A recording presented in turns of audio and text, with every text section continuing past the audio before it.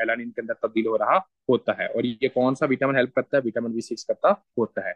तो आपने कहना है विटामिन बी 6 की मदद से ये किसके अंदर तब्दील होता है? एएलटी के अंदर तब्दील करता है। और कौन सा विटामिन हेल्प करता है? आपने कहना विटामिन बी 6 करता होता है। अभी मैं आप लोगों से क्वेश्चन पूछता हूँ, मुझे बताते जाना है बच्चों। सबसे पहले मुझे ये बताएं कि पायरोवेट नॉर्मली किसके अंदर तब्दील होता है? शाबाश। हाँ जी, पायरोवेट नॉर्मली जिसके अंदर तब्दील होता है बच्चों, उसका नाम क्या होता है? तो आपने कहना होता है कि नॉर्मली जिसके अंदर पायरोवेट तब्दील होता है उसका नाम होता है एसिटाइल कोए। तो बच्चों यहाँ पे जो इंजाइम होता है जो पायरोवेट को एसिटाइल कोए के अंदर तब्दील करता है, पायरोवेट किसके अंदर तब्दील होता है? एसिटाइल कोए के अंदर तब्दील होता है। बच्चों नॉर्मल जो इसको तब्दील करता है उस एंजाइम का नाम क्या है? आपने कहना है सर जी यहाँ पे जो एंजाइम होता है उसका नाम होता है पायरोवेट डिहाइड्रोजिनेज एंजाइम। आपने कहना है कि यहाँ पे मल्टीपल तरह के कोफैक्टर होते हैं, और इसके अलावा B1 है, B2 है, उसके बाद 3 है, उसके बाद जनाब 5 है, लिपोइक एसिड है। ठीक है बच्चों। उसके बाद बच्चों आपने मुझे बताना है कि किसकी पॉइजनिंग की वजह से गार्लिक ब्रेथ स्मेल आती है, जिसकी पॉइजनिंग की वजह से क्यूटी इंटरवल प्रोलॉन्ग होता है, वो वोमिटिंग होती है, डायरिया होता है। आपने कहना है सर जी वो आर्सेनिक की पॉइजनिंग होती है। उसके बाद बच्चों मुझे बताना है कि आर्सेनिक से पायरोवेट से सिर्फ एसिटाइल कोई नहीं बनता, बल्कि पायरोवेट से कुछ और चीज भी बन सकती है जब आपका एसिटाइल कोई सही तरह काम ना कर रहा हो, यानी कि जब आप पीडीएच ना काम कर रहा हो। और अगर आपसे ये पूछा जाए कि हमें ये बताएं कि ग्लूकोनियोजेनेसिस का अगर प्रोसेस हो तो सबसे जो पहला रिएक्शन होगा वो क्या होगा? तो आपने क्या कहना है कि सर जी इस तरह होता है कि पायरोवेट से ऑक्सालो एसीटेट बनता होता है डॉक्टर साहब साहबान। और इसके अंदर डॉक्टर साहबान आपने कहना है कि पायरोवेट के होते हैं 3 कार्बन होते हैं, और यहाँ पे आपने कहना ऑक्सालो एसीटेट के अंदर क्या होते हैं? 4 कार्बन होते हैं। और यहाँ पे डॉक्टर साहबान जो होता है वो क्या होता है? आपने कहना पायरोवेट कार्बोक्सिलेज एंजाइम होता है। और ये जो पायरोवेट कार्बोक्सिलेज एंजाइम होता है, जहां पर आपने कहना कार्बोक्सिलेज एंजाइम है, वहां पे जो को फैक्टर होता है वो विटामिन बी 7 होता है। आपने कहना है क्योंकि यहाँ पे 3 कार्बन है तो यहाँ पे 4 कार्बन आ गई, तो आपने कहना एक कार्बन डाइऑक्साइड इसके अंदर जाती है। ठीक हो गया। उसके बाद आपने डॉक्टर साहबान कहना है कि ये पायरोवेट हो गया। ठीक है। जैसे ही ये पायरोवेट होता है तो इसके बाद आपने कहना है कि अगर ये रिएक्शन भी नहीं चल रहा तो और क्या चलेगा? आपने ये कहना है कि पायरोवेट आपका एलडीएच के अंदर तब्दील होना शुरू हो जाता है। वो आपका इंजाइम जो पायरोवेट को एलडीएच के अंदर तब्दील करता है, इसको आपने लैक्टेट डिहाइड्रोजिनेज इंजाइम कहना होता है। ठीक है। अब देखें कि यहाँ पे पायरोवेट लैक्टेट डिहाइड्रोजिनेज जब इंजाइम होगा तो जो चीज आपकी बनेगी वो क्या होगा? आपने कहना एनएडी प्लस जो होती है वो एनएडीएच के अंदर तब्दील होती है। और यहाँ पे आपने कहना है कि कितनी एटीपी के मालिक्यूल, मतलब वो तो बाद में, मतलब यहाँ पे आप कौन सी एटीपी, और ये एनारोबिक ग्लाइकोलाइसिस का प्रोसेस ही होता है, एनारोबिक प्रोसेस होता है, आपने ये कहना है। उसके बाद आपने कहना है कि पायरोवेट जो है ये आपके एक और जगह पे यूज होता है, और उसका नाम क्या है? आपने कहना पायरोवेट जो होता है वो एएलटी, मतलब कि आपने कहना होता है कि एलानिन बनाता है। और उसके बाद आपने कहना है कि ये जो एंजाइम करवाता है वो एएलटी होता है। और यहाँ पे जो विटामिन होता है वो विटामिन बी 6 होता है। तो बच्चों यही सारे का सारा था जो कि ये काम कर रहा होता है। और इस पूरे के पूरे को हम क्या कहते होते हैं? कि पायरोवेट से जो जो आपके मेटाबोलाइट्स बनते हैं, यानी कि पायरोवेट से आपकी कौन कौन सी चीजें बन सकती हैं। अभी भी कोई कहता है कि सर जी बायोकेमिस्ट्री मुश्किल है ना, तो फिर उन्होंने अल्लाह ही हाफिज है। ठीक है।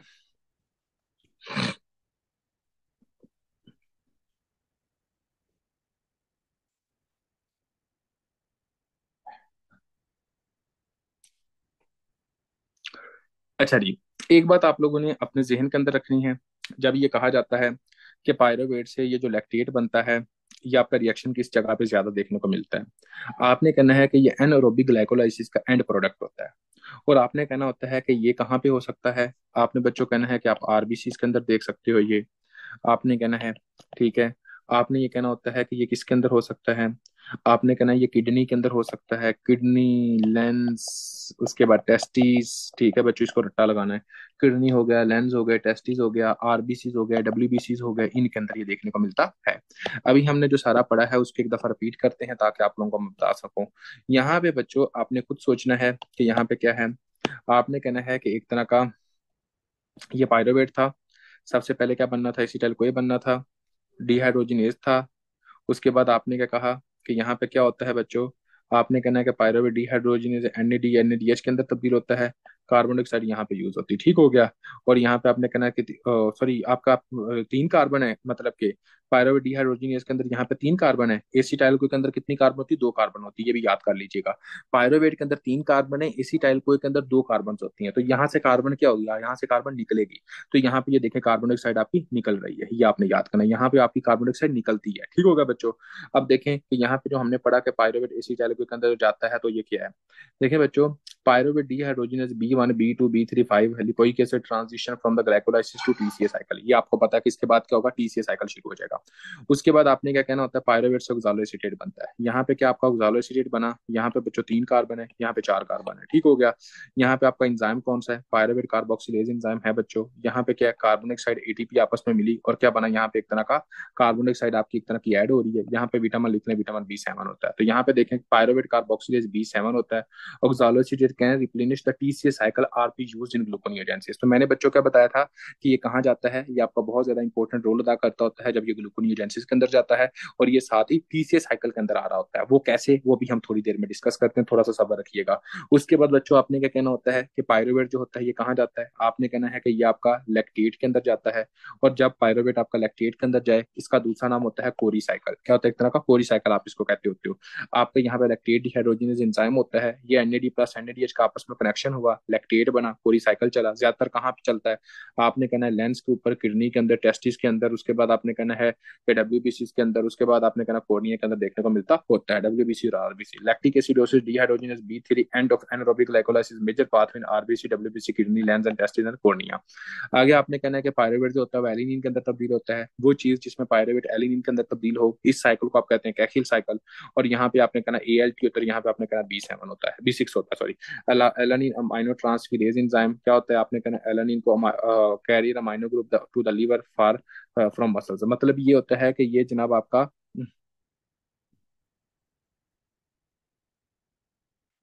बच्चों आवाज आ रही है वैसे, यार मुझे पानी देना। Hello hello hello hello hello hello hello.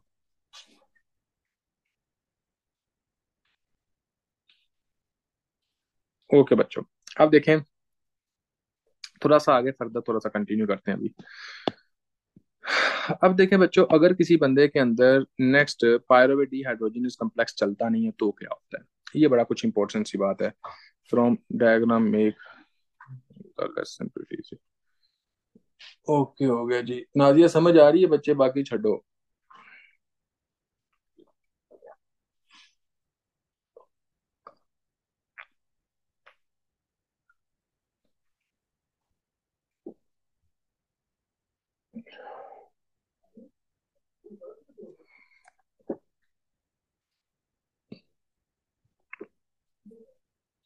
अच्छा बच्चों, अब देखें, जो पायरोवेट है वो किसके अंदर तब्दील हो रहा है।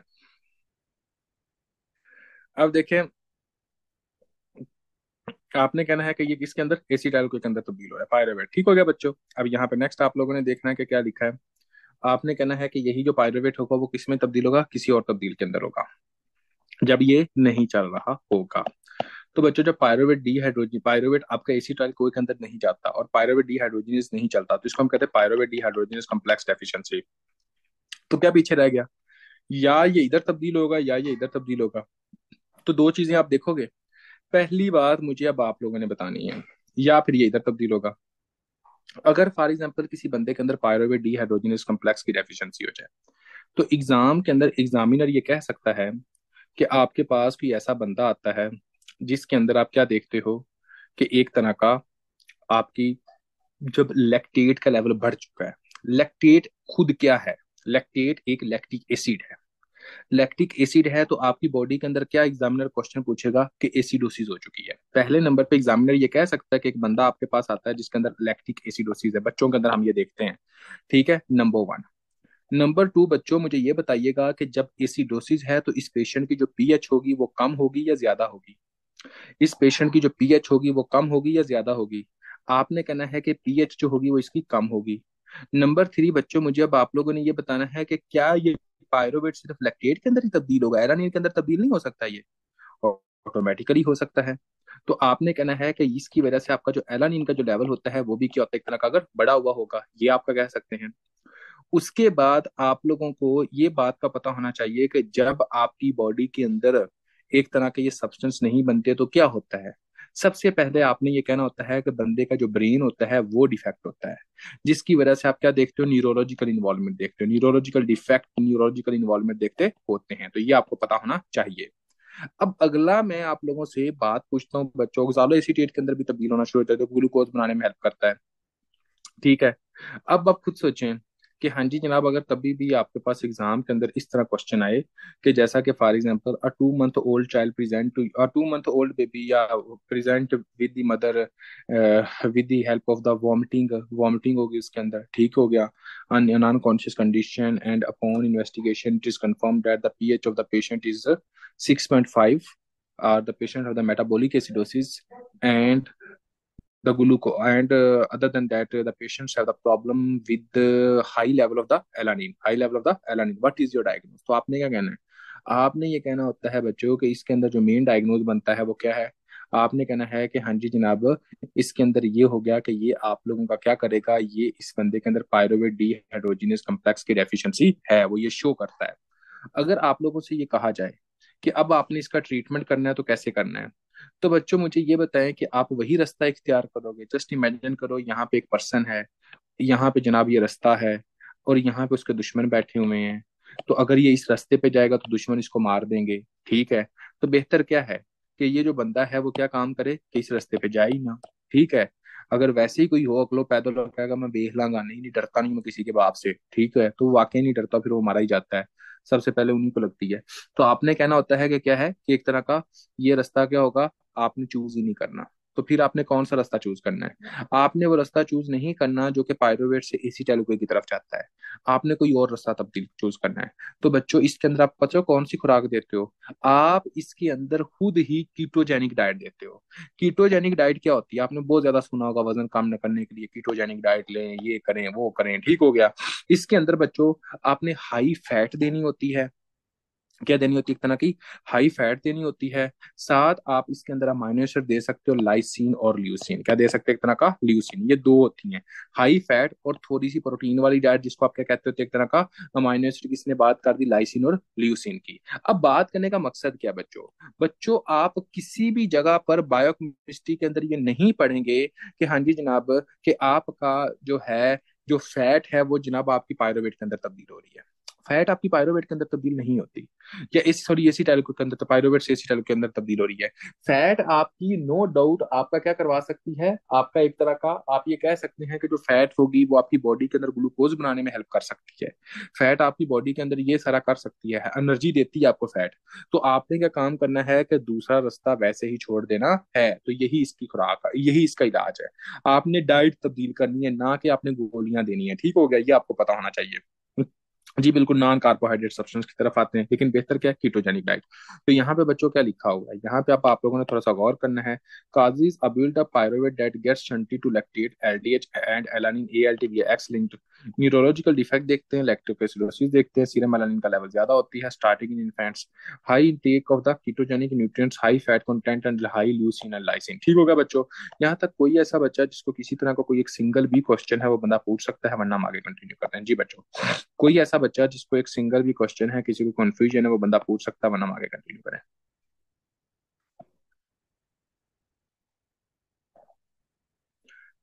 अच्छा बच्चों, यहाँ पे एक छोटी सी चीज थी वो हम बताना भूल गए थे बच्चों। ये देखें, आपने यहाँ पे ये देखना होता है कि आपके एक तरह के यूनिवर्सल इलेक्ट्रॉन एक्सेप्टर्स कौन कौन से होते हैं।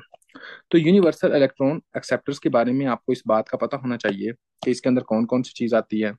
सबसे पहले आपने ये कहना होता है, अगर बच्चों मैं किसी भी जगह पे ये बात लिखता हूँ कि आपका एनएडी है, कौन सा आपका एनएडी प्लस है या एनएडीपी प्लस है, ठीक है।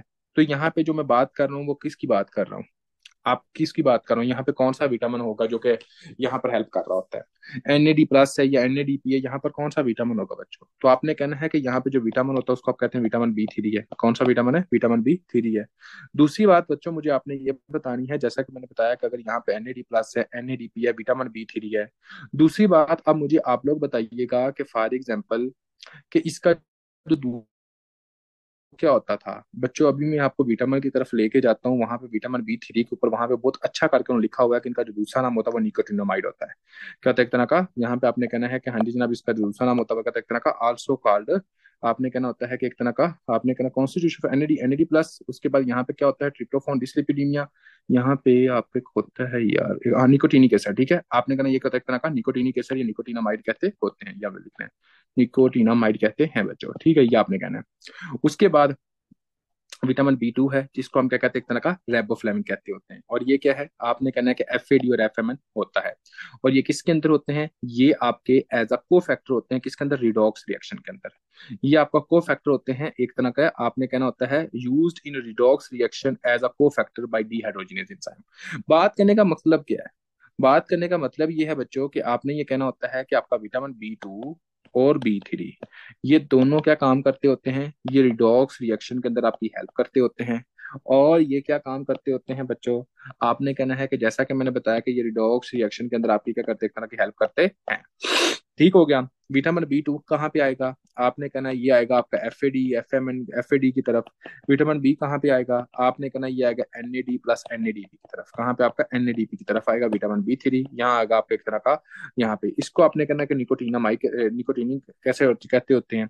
विटामिन B2 बच्चों कितने आपके एक तरह के कैरियर मालिक्यूल लेके जाता है, आपने कहना है कि विटामिन B2 जो होता है बच्चों, वो आपका जो मालिक्यूल लेके जाता होता है वो बच्चों आपके कितने होते हैं, दो आपके ATP के मालिक्यूल को लेके जाता है। विटामिन B3 कितने को लेके जाता है, वो आपने कहना कि 3 ATP का मालिक्यूल को लेके जाता है। ठीक है, आप इस तरह भी याद कर सकते हो। उसके बाद बच्चों एक बात अपने जहन के अंदर रखिएगा, अगर कोई रिडॉक्स रिएक्शन है, अगर कोई रिडॉक्स रिएक्शन है तो ये पता है कि काम क्या करता है। रिडॉक्स रिएक्शन का मतलब ये होता है बच्चों कि अगर वहां पे NADPH है ना, कि एक तरह का NADP+ है, ठीक है, उसको आपका एक तरह का आपने कहा NADP+ है, और उसको किसमें ये तब्दील करता है, एक मिनट यार इसको मैं थोड़ा सा चार्ज लगा, पेंसिल की जो है ना वो स्टोरेज ही खत्म हो गई है। अब यहाँ पे है,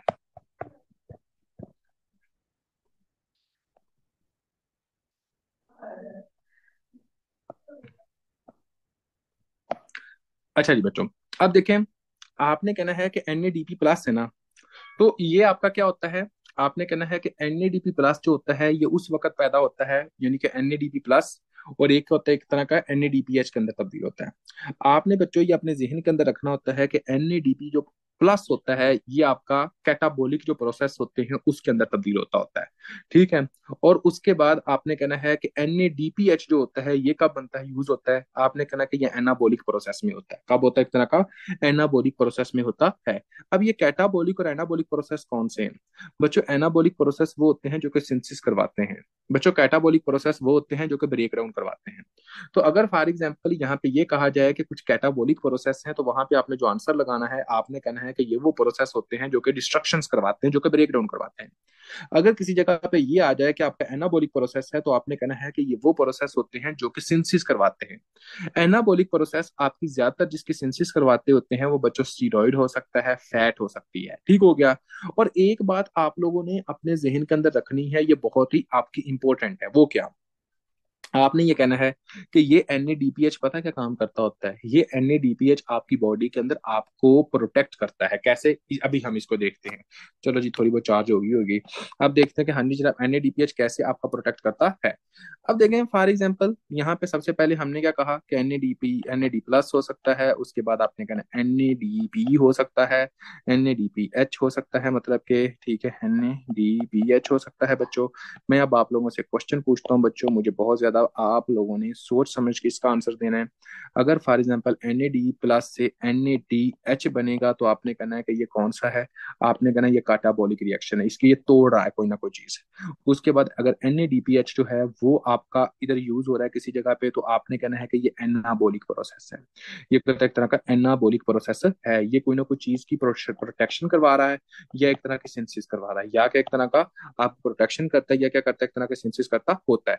बच्चों मैं आप लोगों से क्वेश्चन पूछता हूँ, आप लोगों ने पढ़ा होगा G6PD, कभी नाम सुना है, ग्लूकोज 6 फास्फेट डिहाइड्रोजिनेज डेफिशिएंसी, पढ़ा होगा ना, ग्लूकोज 6 फास्फेट डिहाइड्रोजिनेज डेफिशिएंसी। बच्चों जो ग्लूकोज 6 फास्फेट डिहाइड्रोजिनेज एंजाइम होता है वहां पर आप एक चीज पढ़ोगे, ठीक है, इसके बाद मैं आपको G6PD पढ़ाऊंगा, ताकि आप लोगों का वो जो कंसेप्ट है ना वो मैं आपका कवर करूं यहाँ पे G6PD वाला। ठीक है, आपने ये बात आपके जहन के अंदर रखनी है कि फॉर एग्जाम्पल कि यहाँ पे होता क्या है।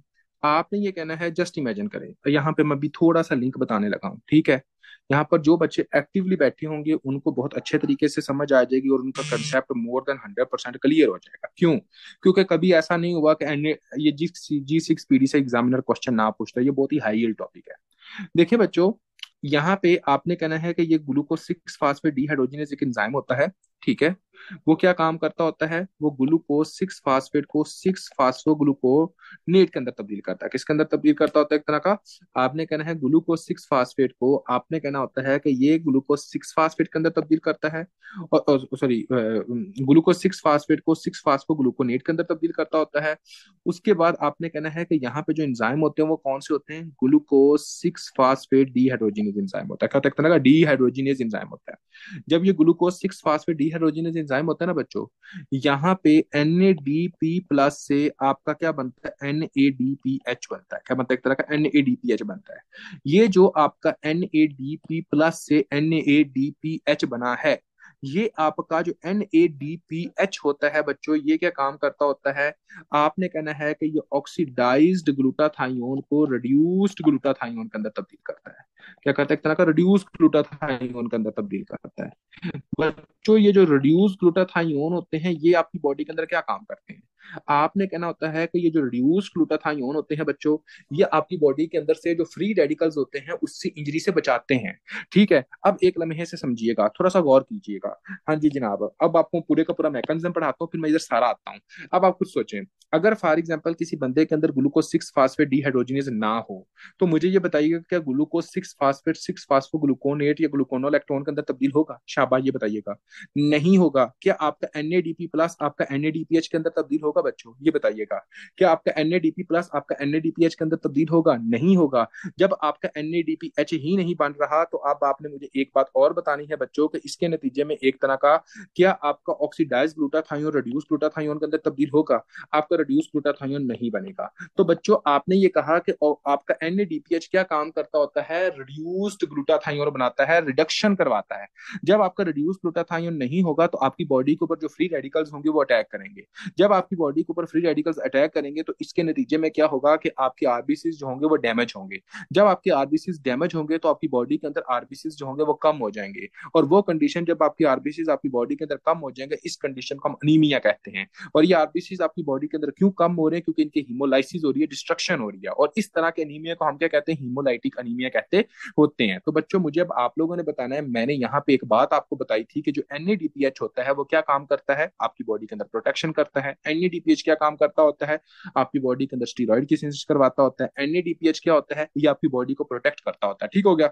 तो आपने ये कहना है कि ये आपकी बॉडी को एक तरह का प्रोटेक्ट करता है। अभी हम इधर आते हैं ताकि आपको सारी चीजें जो है वो क्लियर हो जाए।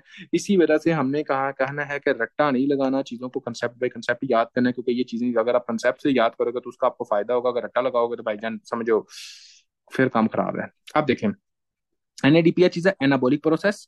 Steroid fatty acid synthesis as a supply of the reducing, क्या है, as a supply of reducing equivalents।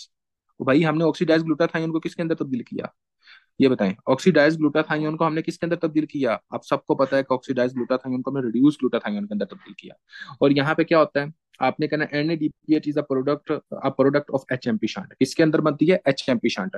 ये HMP शंट वही है, ये जो HMP शंट है ना बच्चों, जो भी हमने पढ़ा है, ये सेम वही है, मतलब कि हेक्सोज मोनोफास्फेट पाथवे आप इसको कहते होते हो। तो आपने कहना है कि HMP शंट का पाथवे सेम है, इसमें कोई फर्क नहीं है। और ये किसके अंदर तब्दील होता है, HMP shunt pathway, anabolic process. जब एनाबोलिक प्रोसेस आ रहे हैं, तो आपने क्या कहना है, आपने कहना है स्टीराइड या फैटी एसिड की सिंथेसिस में इस्तेमाल होता है।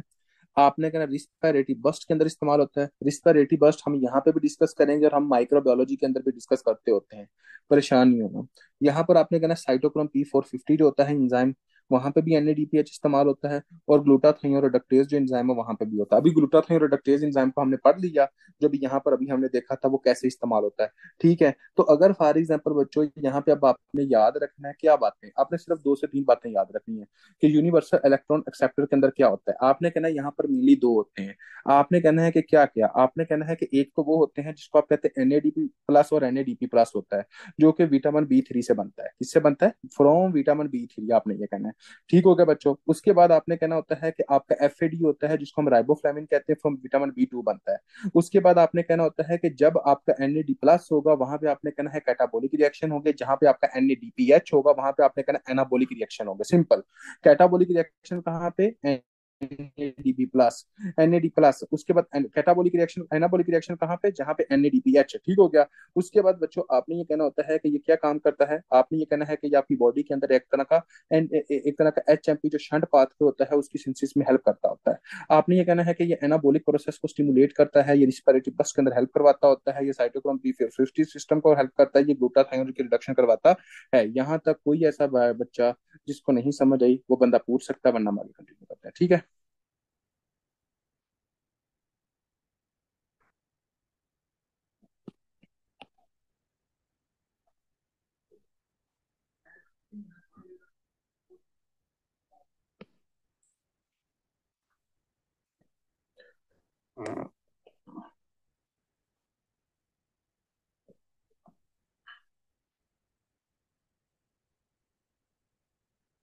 ये एक्टिवेटेड कैरियर प्रोटीन बस कर लें।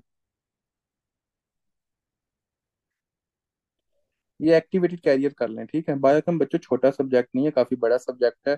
बात ये तुसी कहना साजी तुसी तो कैसे महीने च खत्म, इन दिनों पहले खत्म हो जाना है। तो फिर तुसी मतलब वो चीजें थोड़ा सा एक्टिव रहोगे तो आएगा।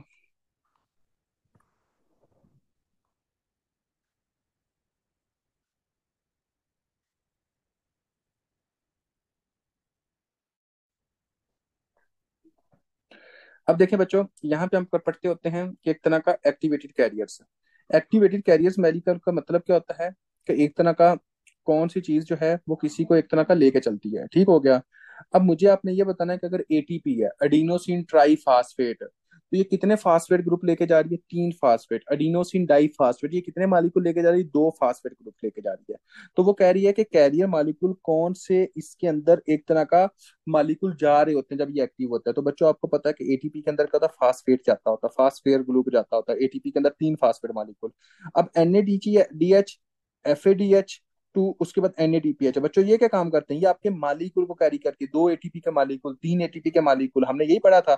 इलेक्ट्रॉन, 3 इलेक्ट्रॉन जो जाते हैं, 2 इलेक्ट्रॉन जो जाते हैं, वो इस वजह से।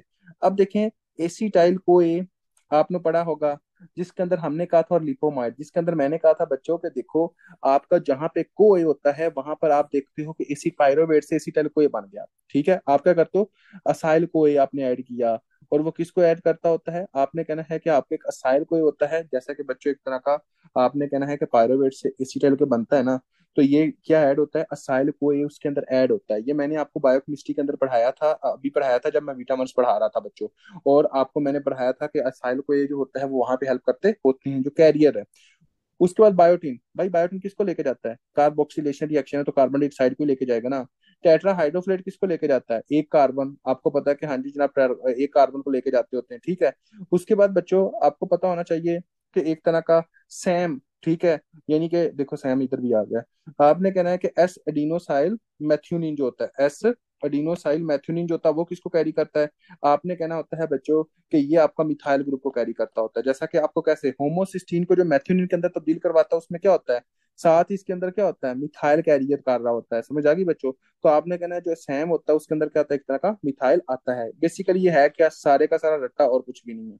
कि यहाँ पे क्या कोई कंसेप्ट वाली बात नहीं कि हाँ जी जनाब हम कोई कंसेप्ट बताना शुरू कर दें कि भाई ये इसका कंसेप्ट है। देखो बच्चों, ये आपको सारे का सारा आ चुका होगा।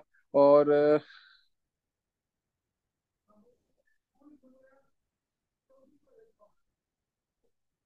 अगर ये कर्नल है, क्या कहते हो बच्चों।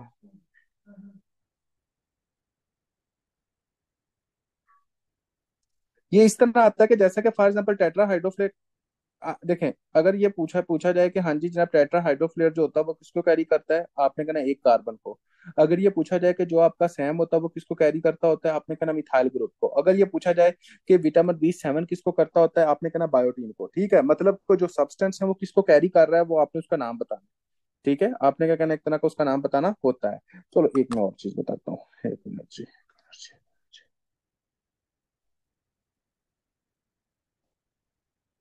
एक आपको चलो ये बता दो, ये है रट्टा, ये बिल्लियों का शौक किसको है। हाँ जी, मैनू ठीक हो गया। मैं कह रहा आजकल बिल्लियां भी जड़ियां हैं ना जी, 9 बजे और भी है। अब इसका कोई मुश्किल नहीं है, ये आपने खुद ही पढ़ना है। ठीक है हुजैफा भाई को। अच्छा जी। हाँ, इसका कुछ भी नहीं है, ये आपने रट्टा भाईजान खुद लगाना है, जो सीधी बात है। अब देखें इसका रट्टा कैसे रखना है। सर रखना ना नहीं देता कोई, रखने नहीं देता कोई, ठीक है।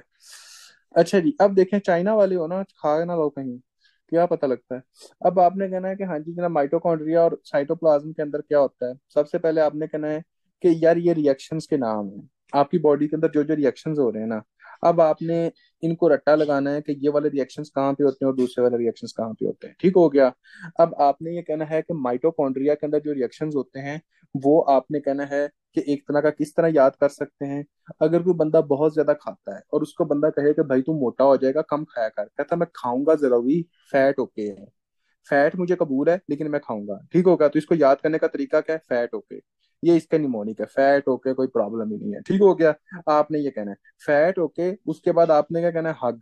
ठीक है, आपने क्या किया, फैट को ओके कह के हग का कह दिया, उस तो अगो भावे चंड पे ये जो भी होया। अब देखें माइटोकॉन्ड्रिया के अंदर जो रिएक्शंस होते हैं बच्चों, कौन से होते हैं, आपने कहना है फैटी एसिड ऑक्सीडेशन के प्रोसेस कहाँ पे होता है, माइटोकॉन्ड्रिया के अंदर होता है। उसके बाद जो आपका पायरुवेट से एसिटाइल कोई बनता है, एसिटाइल की प्रोडक्शन होती है, वो कहाँ पे होती है, आपने कहना है कि वो होती है माइटोकॉन्ड्रिया के अंदर। टीसीएस साइकिल कहाँ पे होता है, आपने कहना है कि माइटोकॉन्ड्रिया के अंदर। ठीक है, कीटोन्स की जो प्रोडक्शन होती है वो कहाँ पे होती है, वो होती है माइटोकॉन्ड्रिया के अंदर। ऑक्सीडेटिव फास्फोराइलेशन का जो प्रोसेस होता है वो कहाँ होता है, वो होता है माइटोकॉन्ड्रिया के अंदर। तो आपने इस तरह रट्टा लगाना है कि माइटोकॉन्ड्रिया वाले आपने याद कर लेने हैं और साथ मिक्स वाले याद कर लेने हैं। उसके बाद जो भी रिएक्शन आता है, आपसे अगर पूछा जाता है कि ये कहाँ होता है, तो आपने क्या लगाना है, आंखें बंद करके आपने कहना भाई ये किसी और जगह पे होता है। वो गलती समझ आई, ये कोई नहीं आई। तो अब देखें बच्चों, मैंने क्या कहा, एक तरह का फैट ओके। तो आपने कहना है कि माइटोकॉन्ड्रिया के अंदर जो होते हैं फैट ओके, मतलब सबसे पहले आपने कहना है कि आपका एक तरह का बीटा ऑक्सीडेशन या फैटी एसिड ऑक्सीडेशन हम इसको कहते होते हैं, एसिटाइल कोए, टीसीए साइकिल। उसके बाद आपने क्या कहना होता है कि एक तरह का आपने कहना है कि ऑक्सीडेटिव फास्फोराइलेशन, के से कीटोजेनेसिस। हग से क्या बनते हैं, आपने कहना एक बनता है हीम की सिंथेसिस, यूरिया की सिंथेसिस और ग्लूकोनियोजेनेसिस की। मतलब ये हग, मतलब कि आपने कहना है जब हग होते हैं तो हम क्या करते हैं, एक दूसरे को शेयर कर रहे होते हैं। तो सेम आपने ये कहना होता है कि यहाँ पे क्या है कि हीम की सिंथेसिस, यूरिया साइकिल और ग्लूकोनियोजेनेसिस क्या होता है कि ये आपका साइटोप्लाज्म के अंदर भी हो रहा होता है और माइटोकॉन्ड्रिया के अंदर भी हो रहा होता है। इस वजह से यहाँ पे क्या लिखा है, एक दूसरे को शेयर कर रहे हैं ये। बाकी के जितने भी प्रोसेस हैं वो कहाँ पे होते हैं, आपने कहना वो साइटोप्लाज्म के अंदर होते हैं। कोई ऐसा बच्चा जिसको नहीं समझे वो बंदा पूछ सकता है, शाबाश एनीवन से। बाकी को याद करने की जरूरत ही नहीं है भाईजान, ठीक है। आपने कहना कि यार ये सारे का सारा है। तो आपने क्या करना है, आपने कहना सिंपल सी बात है, फैट ओके। सबसे पहले आपने कहना कि फैटी एसिड जो होती है उसकी oxidation S acetyl CoA, T acetyl cycle. उसके बाद आपने कहना होता है कि फॉर एग्जांपल ऑक्सीडेटिव फास्फोराइलेशन। उसके बाद आपने कहना है कि एक तरह का कीटोजेनेसिस की सिंथेसिस। उसके बाद आपने कहना है कि ये कहाँ पे होंगे, माइटोकॉन्ड्रिया के अंदर होंगे फैट ओके के नाम से। बाकी आपने कहना है हग के नाम से क्या होगा, वो दोनों के अंदर होगा, हीम सिंथेसिस। उसके बाद यूरिया साइकिल और जी से आपने कहना ग्लूकोनियोजेनेसिस। बाकी के जितने हैं वो आपने याद नहीं करने, वो वैसे ही आपको पता चल जाएंगे। जब ये याद होगे तो बाकी भी याद हो, मतलब छोड़ दोगे तो पता लग जाएगा कि वो ऑप्शन के अंदर है कि नहीं है। तो आपने कहना बाकी वाला जो भी आएगा वो आपका कहाँ होगा, साइटोप्लाज्म के अंदर होता है। अब देखें बच्चों, कोई ऐसा बच्चा जिसको फिर भी नहीं समझे वो बंदा पूछ सकता है, शाबाश एनीवन, वरना हम यहाँ पे खत्म करते हैं, ठीक है, क्योंकि ये एग्जाम के अंदर क्वेश्चन आता होता है।